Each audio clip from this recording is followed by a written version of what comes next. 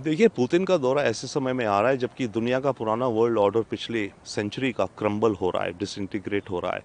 और इस समय दुनिया में एक नया वर्ल्ड मैट्रिक्स बन रहा है जिसमें हर देश अपनी सिचुएशन नए तौर से देख रहा है।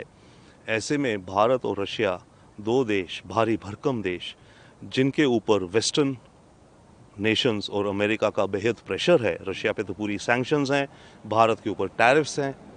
ये दोनों देश मिल करके अपने रिश्तों को और गहरा और बढ़ाना चाह रहे हैं।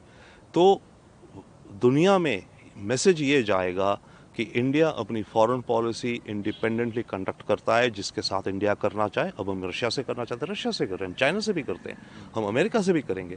बट हम किसी के कहने पे अपने रिश्तों को किसी दूसरे देश के साथ ना कम करेंगे ना बढ़ाएंगे।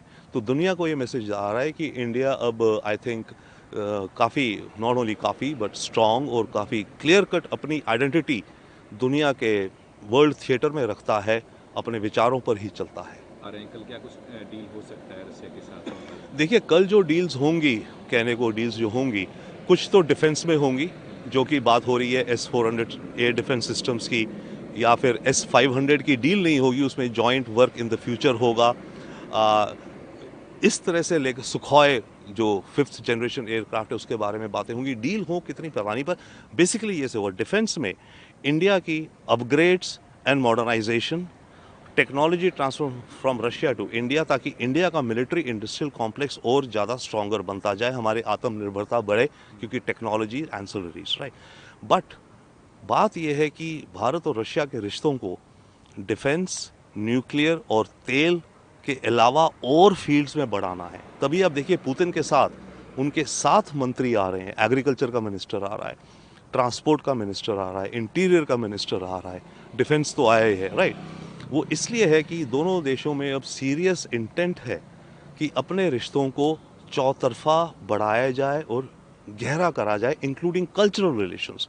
भारत और रशिया के कल्चरल रिलेशंस बहुत इमोशनल, पुराने, अच्छे हैं। राज कपूर और मिथुन चक्रवर्ती को रशिया में पुराने लोग, अभी भी कुछ लोग अच्छे से जानते हैं, बड़ी अफेक्शन से याद करते हैं। भारत में रशिया के प्रति बहुत वार्मथ है, अफेक्शन है।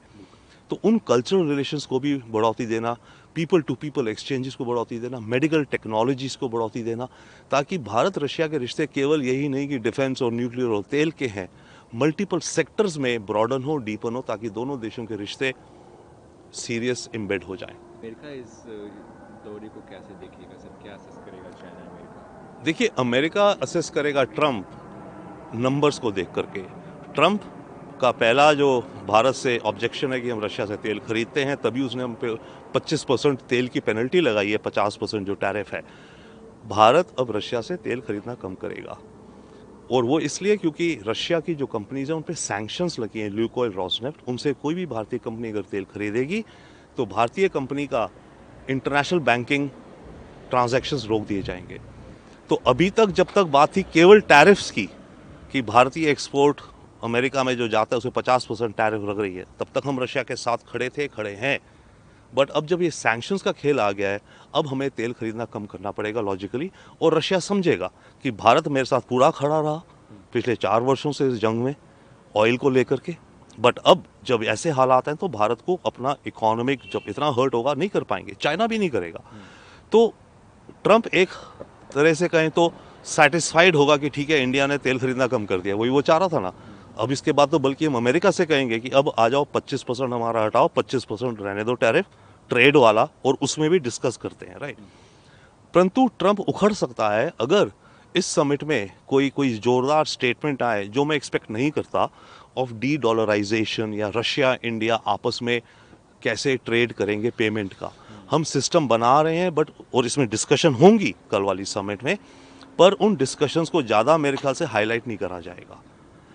जहां तक बात रही चाइना की, यस, चाइना तो चारों तरफ से कंसर्न है, क्योंकि चाइना इस समय रशिया के ऊपर काफ़ी हावी हो रखा है, क्योंकि रशिया को जो भी चाहिए, टेक्नोलॉजी, मार्केट्स, कारें, एयर कंडीशनर, कंज्यूमर गुड्स, सब चाइना से आ रहे हैं, क्योंकि वेस्टर्न कंपनीज निकल गई हैं। तो चाइना को ये ज़्यादा रास नहीं आएगा कि रशिया के रिश्ते हिंदुस्तान के साथ, भारत के साथ वाइडन हो रहे हैं, चौतरफा ज़्यादा बढ़ रहे हैं। वो चाइना को पसंद नहीं आएगा, पर चाइना ठीक है, पसंद आए ना आए। फिर इन दोनों एक साथ कार में बैठकर आए, ये दूसरे देश इसको कैसे देखेंगे, क्या मैसेज पीएम मोदी ने दिया? देखिए ये दोनों लीडर्स जो इस समय कार में बैठ के आए, मैं कहता हूं दुनिया भर में इस इमेज की याद दूसरी इमेज से आ जाएगी जो एससीओ समिट में जहां पुतिन और मोदी जी भी कार में बैठ के गए थे। वो एक इमेज भी दुनिया में काफ़ी घूमी थी, राइट। और आज वाली इमेज भी घूमेगी दुनिया में। पॉइंट इसकी जब दो लीडर्स मिलते हैं एक कार के अंदर, अकेले कार पूलिंग कर रहे हैं ये लोग, तो मौका होता है 1 to 1 दिल खोल के बात करने का, आपस में म्यूचुअल अंडरस्टैंडिंग एग्री करने का, बड़ी पिक्चर, क्योंकि कोई असिस्टेंट्स नहीं होते, कोई डेलीगेशंस नहीं होती। तो दोस्ती तो अलग रही, दोस्ती तो नेशनल हित के लिए करते हैं ना, होती है। तो इन दोनों लीडर्स को मौका मिलेगा प्राइवेट में म्यूचुअल अंडरस्टैंडिंग बढ़ाने का। तो दुनिया भी ये देखेगी, देख रही है इन इमेजेस के ज़रिए। केवल यही नहीं कि गाड़ी में बैठ के जा रहे हैं तो हाँ भाई दोस्ती अच्छी नहीं, दुनिया भी ये समझेगी, वॉशिंगटन डीसी में भी, पाकिस्तान में भी, चाइना में भी, कि जब ये दोनों लीडर आधा घंटा 45 मिनट जितना भी एक साथ गाड़ी में गए तो इन्होंने क्या क्या अहम बातें करी होंगी, अटकलें इस पे चल रही होंगी उनकी।